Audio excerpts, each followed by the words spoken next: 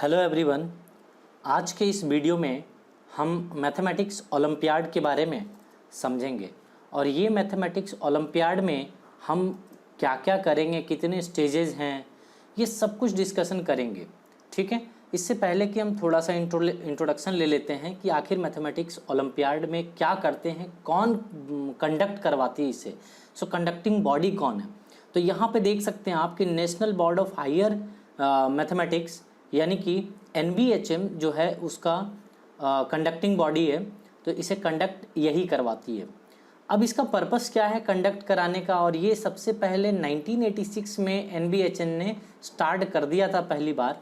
तो इसका जो मोटो है, आप समझिए कि जितने भी मैथमेटिशियन जो बहुत हायर लेवल पे जो थ्योरी या फिर कॉन्सेप्ट अपना जो लिखते हैं, उस कॉन्सेप्ट को, उस थ्योरी को आगे फर्दर एक पीढ़ी से दूसरे पीढ़ी तक ले जाया जा सके, इसके कारण सारे मैथमेटिक्स जो भी टैलेंटेड मैथमेटिशियन होते हैं उनको इस एग्ज़ाम के थ्रू एक जगह इकट्ठा किया जाता है ताकि ये सारे कॉन्सेप्ट को आगे की ओर फर्दर ले जाए। ये तो मेन मोटो होता है, लेकिन इसके अलावा भी और भी बहुत सारे चीज़ होते हैं यहाँ पे। तो NBHM coordinates and support math Olympiad all over the country with the intention to pick the best talent from every nook and corner of the country. It has been divided in 20 to 25 region. जी हाँ, ये बहुत important है कि region wise ही ये result और exam लेते हैं, तो ये बहुत इंपॉर्टेंट हो जाता है अपने आप में, क्योंकि आगे चल करके ये हमें समझने में हेल्प करेगा। सो 20 to 25 रीजन आप दिमाग में रखें। ऐसे मैं जो अभी कट ऑफ आपको दिखाऊंगा, 23 रीजन के कट ऑफ आपको आगे चल करके मैं दिखाऊंगा कि कितने कट ऑफ होते हैं इस एग्ज़ाम के। तो फिलहाल 23 रीजन की बात करेंगे हम इस स्लाइड में, लेकिन ये 20 से 25 के बीच में रीजन वेरी कर सकता है। ठीक है, एलिजिबिलिटी इसकी क्या है। अगर 2020 में आप अगर पार्टिसिपेट करना चाहते हैं प्री RMO, है ना, प्री RMO टोटल 6 स्टेजेस हैं, आगे चल करके हम डिस्कशन करने वाले हैं इस पर। लेकिन अगर प्री RMO 2020 को आप अगर उसमें बैठना चाहते हैं, उस एग्ज़ाम को देना चाहते हैं, तो आपका डेट ऑफ बर्थ जो होना चाहिए वो 2001 और उससे बाद में आपकी जन्म होनी चाहिए, और आप क्लास 8, 9, 10, 11, 12 के स्टूडेंट होने ही चाहिए। ठीक है, वही एलिजिबल हो पाएंगे इस प्री RMO एग्ज़ाम को देने के लिए। इंडियन सिटीजन तो होना ज़रूरी है। ठीक है, अब हम बात करते हैं कि अगर मान लीजिए कि ये 30 क्वेश्चन जो प्री RMO में पूछा जाता है, और इस 30 क्वेश्चन के लिए आपको 3 घंटे दिए जाते हैं, उसके अगर OMR सीट जो मतलब मशीन से चेक होता है ना ये सब सारे, तो अगर आपको कुछ भी चेक करना हो कि उसके OMR के बारे में, अगर कुछ मान लो कि आपको चैलेंज करना हो कि आपने सही करा है बट OMR में आपने गलत कुछ ऐसा कुछ कर दिया है कि आंसर कुछ गलत आ रहा है, मतलब आपके रिजल्ट में कुछ नंबर गलत आ रहे हैं, तो आप इसमें चैलेंज करने के लिए यहाँ पे देख सकते हैं कि सैम्पल OMR सीट का जो भी आपको वो डाउनलोड कर सकते हैं इस वेबसाइट से। जो भी आपने मार्क किया था एग्ज़ाम के दौरान वो सारे आपको यहाँ से डाउनलोडेड मिल जाएगा, तो आप यहाँ से डाउनलोड कर सकते हैं। चलिए रजिस्ट्रेशन एंड फ़ी के बारे में हम समझ लेते हैं। तो सबसे पहले हम बात करते हैं कि school can registered in this website. कोई भी स्कूल इससे रजिस्ट्रेशन कर सकती है। सबसे पहले स्कूल को ही रजिस्ट्रेशन करना होता है। मान लीजिए कि कोई इंडिविजुअल या फिर कोई ग्रुप में रजिस्ट्रेशन करना चाहता है, ग्रुप या इंडिविजुअल अगर कोई रजिस्ट्रेशन करना चाहता है तो भी वो रजिस्ट्रेशन कर सकता है, वो डायरेक्टली वेबसाइट से 230 रुपये दे करके।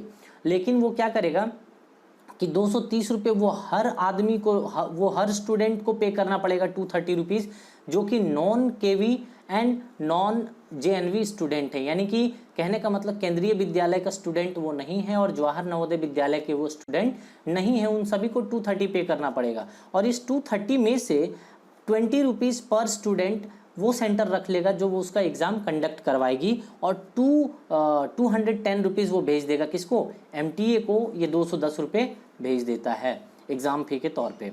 अब देखिए हम बात करते हैं कि अगर मान लीजिए कि जो JNV और KV के स्टूडेंट हैं, यानी कि KV के स्टूडेंट और JNV के स्टूडेंट हैं, उनको इस एग्जामिनेशन के लिए JNV को सिर्फ 100 रुपीज़ पे करना पड़ता है पर स्टूडेंट, और यहाँ पे 125 रुपीज़ पे करना पड़ता है पर स्टूडेंट। लेकिन यहाँ पे KV और JNV को पूरा का पूरा पैसा, जो यहाँ 125 और ये 100 रुपीज़ मिला, ये पूरा का पूरा MTA को भेज देना होता है।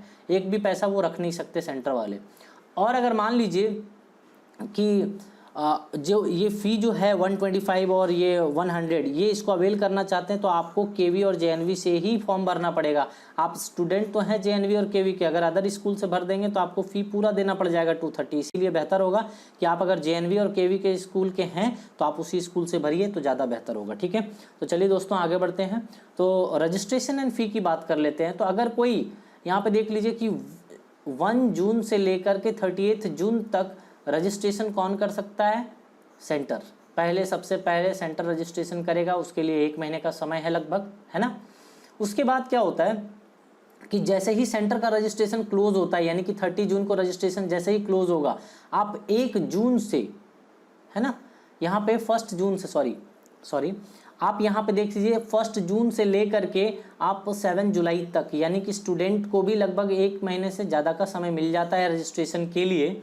तो आप आसानी से रजिस्ट्रेशन कर सकते हैं, बट इसका लास्ट दिनों तक वेट ना करें, आप पहले ही भर लें, ताकि वो जो साइट हैंग वगैरह हो जाता है ना, तो लास्ट में रस हो जाता है। तो आप उससे बेहतर है कि आप जून 1 से लेकर के जुलाई 7 तक के बीच में आप अपने रजिस्ट्रेशन कर लें।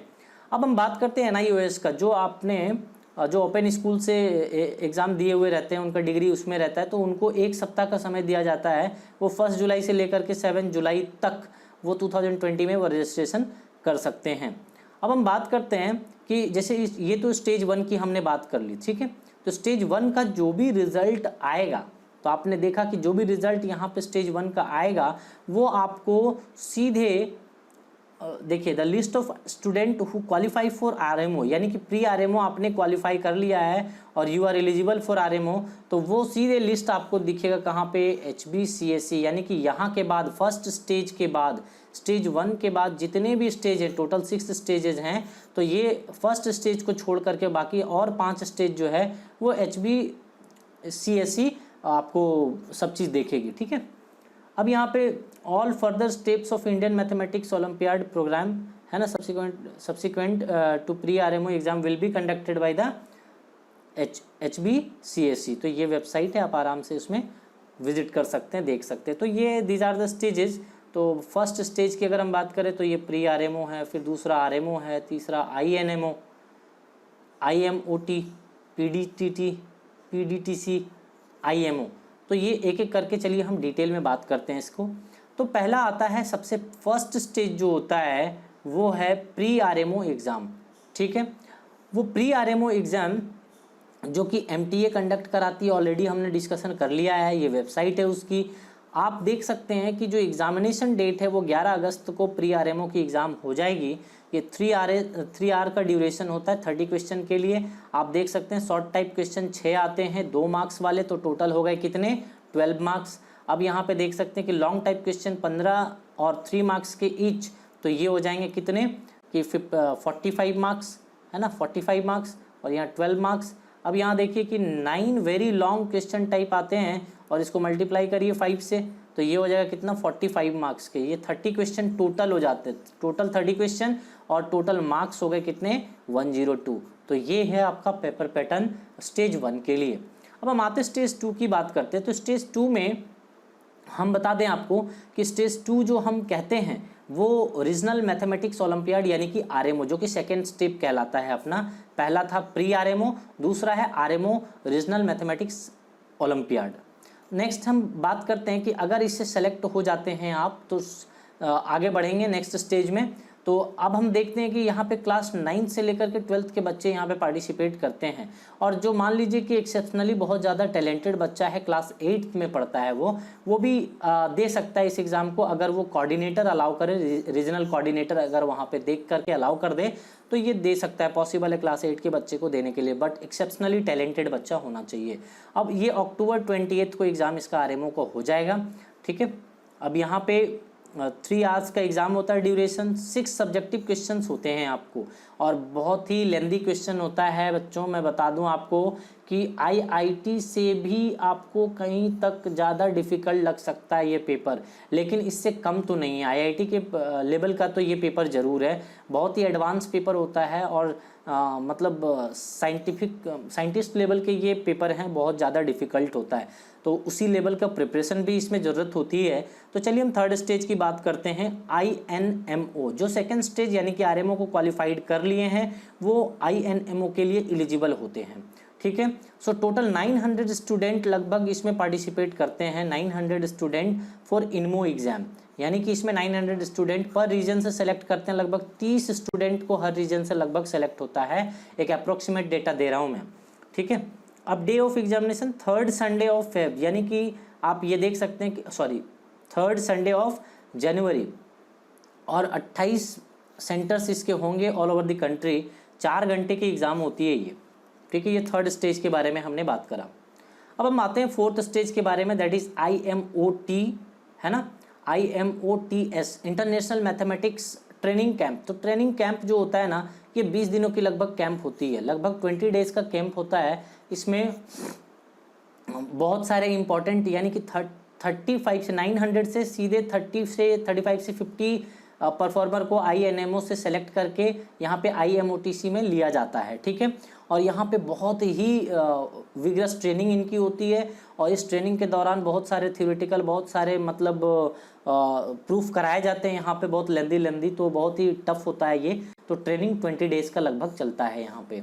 इस ट्रेनिंग के बाद आप देख सकते हैं कि कुछ एग्ज़ाम होंगे उसी ट्रेनिंग के बेसिस पे, 20 डेज़ के ट्रेनिंग के बेसिस पे एग्ज़ाम होगा, जो कि फर्स्ट संडे ऑफ फरवरी होगा, है ना। वो 4 घंटे का एग्ज़ाम होगा। इसमें अगर आप सेलेक्ट हो जाते तो यहाँ पे जो टॉप 35 से लेकर के 50 बच्चे हैं, उसमें से 6 बच्चे को सिर्फ सेलेक्ट किया जाएगा, और इस 6 बच्चे को सेलेक्ट करने के बाद आप देख सकते हैं कि यहाँ पे स्टेज 5 में वो आ जाएंगे, और स्टेज 5 जो होता है वो 7 डेज़ की ट्रेनिंग होती है। 7 डेज़ के ट्रेनिंग के बाद, ये ट्रेनिंग के बाद आपको यहाँ पे 6 स्टेज को ले जाया जाता है। तो 6 स्टूडेंट को बहुत ही रिगरस ट्रेनिंग ये दी जाती है, लगभग 7 से 10 दिनों की ट्रेनिंग होती है, ठीक है। अब यहाँ पे आप उसके लिए एलिजिबल हैं IMO के लिए, तो इसके लिए एक लीडर भी सेलेक्ट होते हैं, जो कि 6 स्टूडेंट को लीड करते हैं। एक टीचर रहेंगे आपके साथ में, एक मैथमेटिशियन टीचर रहेंगे, जो कि जुलाई में इसकी एग्ज़ाम हो जाएगी IMO की, मतलब वहाँ पे जो भी कंट्री होस्ट करेगी वहाँ पे जुलाई में लगभग ऑलमोस्ट हो जाता है ये। IMO consist of 2 written test. वहाँ पे जब जाएंगे IMO में, जो बहुत सारे डिफरेंट कंट्री के लोग आएंगे, तो 2 रिटन टेस्ट होंगे, held on 2 days with a gap of at least 1 day. एक दिन का तो गैप मिनिमम रहेगा ही, 4.5 घंटे का पेपर होता है, आप देख सकते हैं। नेक्स्ट हम बात कर लेते हैं सिलेबस की। सिलेबस में मैं आपके लिए इकट्ठा कर दिया हूँ यहाँ पे, आप बड़े गौर से सिलेबस को देखिए और इसमें देखिए कि कहाँ से ज़्यादा क्वेश्चन आते हैं, और इसी के अकॉर्डिंगली अपना प्रिपरेशन जारी रखिए। ज्योमेट्री से 8 क्वेश्चन देख सकते हैं, यहाँ पे मार्क्स की बात करें तो 30 मार्क्स, यहाँ पे 5 क्वेश्चन, यहाँ पे 16 क्वेश्चन अलजेब्रा से। तो अलजेब्रा के किस टॉपिक में ज़्यादा इंपॉर्टेंट है, तो ज़्यादा इंपॉर्टेंट टॉपिक को मैंने इस कलर से मार्क कर दिया है, तो आप उस पर ज़्यादा फोकस करें। पहले उन टॉपिक्स को करें जो मैं यहाँ पे सर्कल कर दे रहा हूँ, देख रहे हैं। तो इस टॉपिक को पहले करें, और अगर फिर टाइम बचता है तो आप डिफरेंट टॉपिक्स में जाएं। तो ये था सिलेबस, आप अच्छे तरीके से गौर से हर एक टॉपिक को देखिए और इसमें अच्छे तरीके से प्रिपरेशन करें टॉपिक वाइज। नेक्स्ट हम बात करते हैं कि आप देखिए कि कट ऑफ प्रीवियस ईयर जो कट ऑफ है, वो कट ऑफ कुछ इस तरीके से रहा है कि आंध्र प्रदेश में 28 8 से 11 के बच्चों का यहाँ पे 28 कट ऑफ रहा है, जबकि 12th वालों बच्चों के लिए 18 रहा है। मैं उसी तरीके से कट ऑफ वाइज ही मैंने अरेंज कर दिया है इसको। तो टोटल 23 यहाँ पे रीजन से हमने सेलेक्ट करा है, और इस तरीके से कट ऑफ है। तो अपने अपने स्टेट का आप कट ऑफ यहाँ पे देख लें, जिस भी रीजन में आप आते हैं उसके कट ऑफ आप अच्छे तरीके से देख लें, और उसी के अकॉर्डिंग प्रिपरेशन स्टार्ट करें, क्योंकि आपको कंपटीशन तभी आप जान पाओगे जब आप इन सभी का नॉलेज आपके दिमाग में रहेगा, उसके अकॉर्डिंग आपको तैयारी करनी है इसमें।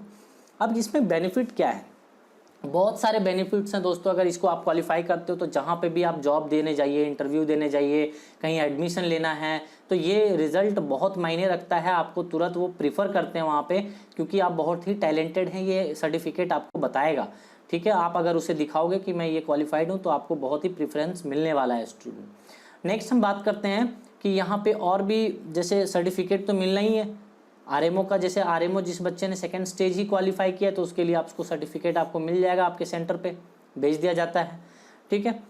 और इसी तरीके से INMO की बात करें, जो INMO अगर क्वालिफाई कर जाते हैं तो यहाँ पे मुंबई उनको बुलाया जाता है होमी भाभा सेंटर पे, और वहाँ पे जितने भी खर्च होते हैं आने जाने का, लॉजिंग फूडिंग, वो सब कुछ वही प्रोवाइड कराते हैं। और मान लीजिए जो सबसे टॉप में IMO की बात कर लें, इंटरनेशनल मैथमेटिक्स ओलंपियाड में जो यहाँ पे silver medal, gold medal, silver medal and bronze medal, ये तीनों मेडल जो लेते हैं ये अपने आप में बहुत ही बड़ी बात होती है, इंडिया को रिप्रेजेंट करते हैं। यहाँ इससे बड़ी चीज़ कुछ भी नहीं है। ये अमाउंट जो आप देख रहे हैं इसके सामने कुछ नहीं है, क्योंकि आप इंडिया को रिप्रेजेंट कर रहे हैं, ये आप अपने आप में ही बहुत बड़ी बात है। ये 50 रुपीज़ एज ए प्राइज़ मिलता है जो गोल्ड मेडलिस्ट रहते हैं, 25,000 मिलता है सिल्वर वाले को, और ब्रॉन्ज वाले को 10,000 मिलता है। तो इस तरीके से जितने भी डिटेल्स थे हमने आपको दे दिया है। ये कुछ बुक्स हैं जो कि आप इनको फॉलो कर सकते हैं। The most important thing is कि प्रीवियस ईयर क्वेश्चन, किसी भी कॉम्पिटिटिव एग्जाम की अगर प्रिपरेशन आप कर रहे हैं तो इसके प्रीवियस ईयर क्वेश्चन को करना ना भूलें, अदरवाइज आपको पैटर्न का पता ही नहीं चलेगा, रफ आइडिया नहीं लग पाएगा कि आखिर कैसे होते हैं। तो ये सभी बुक हमने कलेक्ट करके आपके लिए रखे हैं, इन बुक को आप फॉलो कर सकते हैं जो भी अच्छा लगे, बट प्रीवियस ईयर प्रॉब्लम को ज़रूर करें। अब मैंने ये सारे हमने कर दिए, आपके जितने भी टॉपिक कवर करने थे हमने सारे कर दिए। मैंने काफ़ी टाइम आपका ले लिया है। सो आज के लेक्चर में इतना ही, मिलते हैं अगले लेक्चर में, यानी कि अगले वीडियो के साथ में। तब तक के लिए धन्यवाद।